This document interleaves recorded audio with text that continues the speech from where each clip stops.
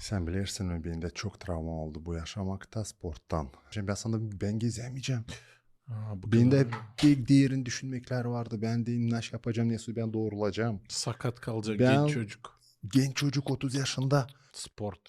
De rugby size. Anlıyorsunuz mu?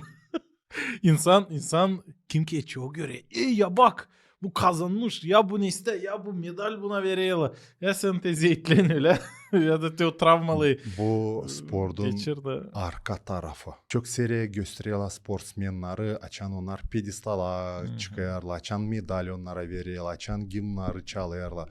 Ama hiç medicina kabinetini açan onlar giriyorlar oraya. Göstermiyorlar. Açan onlar alışıyorlar. Açan bacaklarını ilaçtırıyorlar. Açan sonra ama tamam geldi formaya.